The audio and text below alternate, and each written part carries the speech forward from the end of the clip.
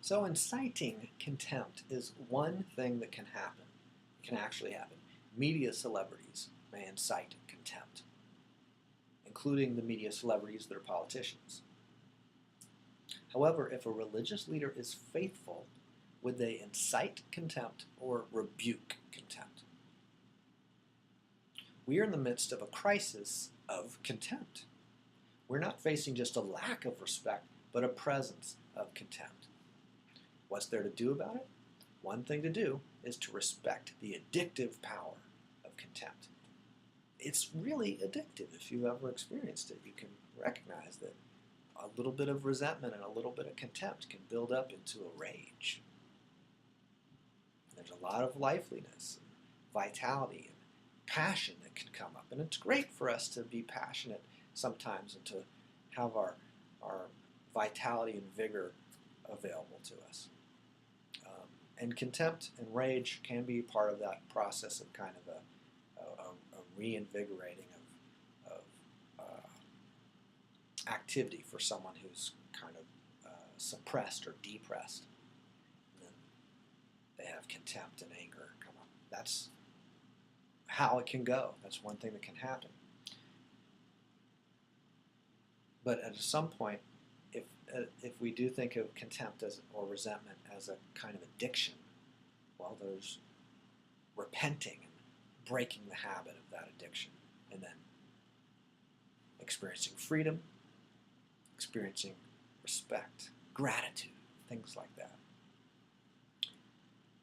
Contempt arises from a mistaken presumption. Where does it come from? From a mistaken presumption. If I have a false presumption about life, and then life does not arise as I presumed that it would, contempt is possible. In contrast, if I have no presumptions about life, no beliefs, no ideologies, no idealisms, well, then life will surprise me consistently. I don't have any expectations and presumptions, so life must surprise me. But I would never experience contempt just for being surprised. I just would be surprised. There would be no contempt required. Contempt is a response to being ashamed, even to being afraid. That goes together with shame. When I'm making presumptions, and then one of the presumptions is corrected by life, I may not just be surprised, but also embarrassed or afraid or ashamed at having made a false presumption and then having that exposed. Other people may notice it and may see the inaccuracy of my presumption.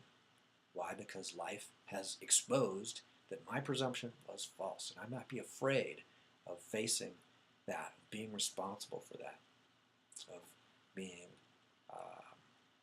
recognized as someone who was naive, who made a mistake.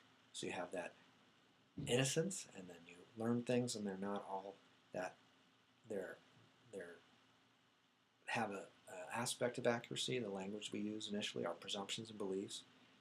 Then we encounter reality. Reality refines our presumptions, confronts us with some false presumptions, showing us here's how it really is. That was just a vague approximation. Here's a much more precise reality. Drop the false presumptions, refine them, make them more precise, attune them to life, and then you can have respect for life. But another thing that can happen in the kind of a teenage rebellion kind of phase,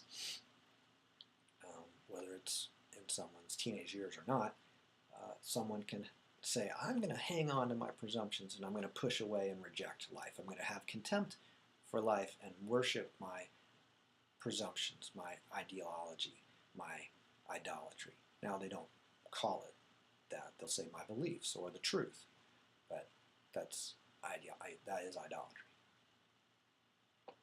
To favor beliefs and language over reality, over the rest of reality.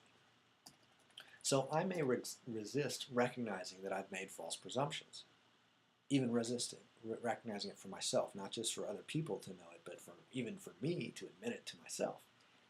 I may struggle against life to make life fit my presumption. That's suffering.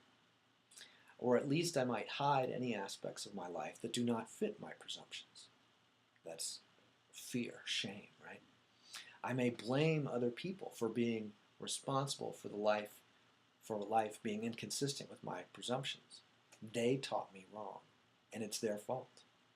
Or they did the thing that didn't fit what I expected, and that's their fault. I may blame other people for being responsible for my life being inconsistent with my presumptions. Well, my presumptions are part of my life, so I might have a variety of presumptions. They don't even fit each other. Whose fault is that? No one's fault. That's just the reality. It doesn't have to be someone's fault. It could be. That's how someone could experience it as, oh, I know who's to blame, and I'm going to have contempt for them, and then later forgive and have an experience of repentance and so forth. That's all possible. I may be afraid,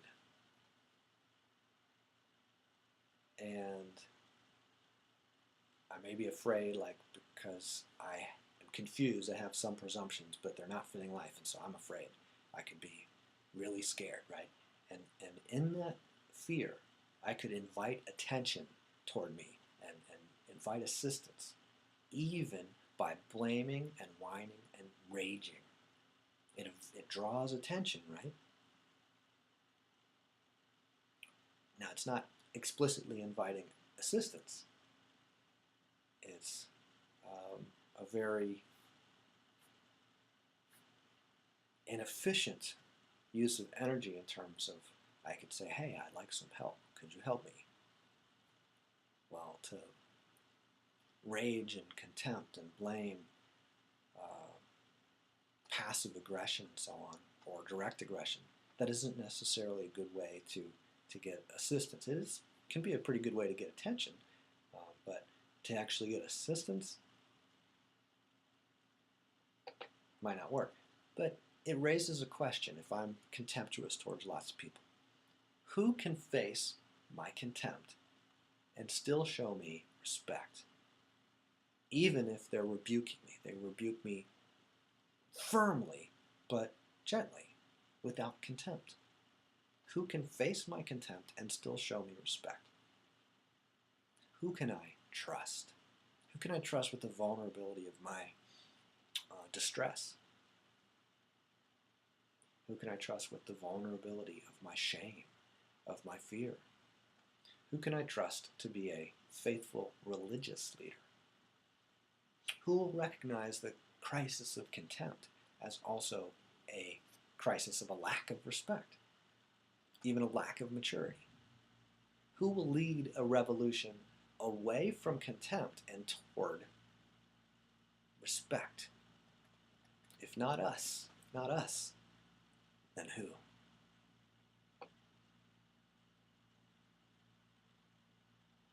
You may have noticed a crisis of respect emerging, a crisis of maturity emerging, a crisis of a lack of respect, a crisis of contempt,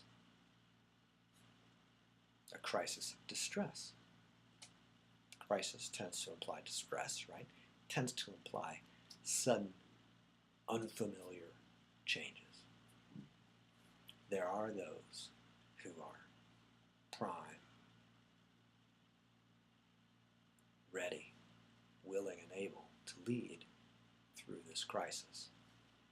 It may not be the people that we have thought of in previous decades and so on as our leaders, but there are faithful leaders emerging.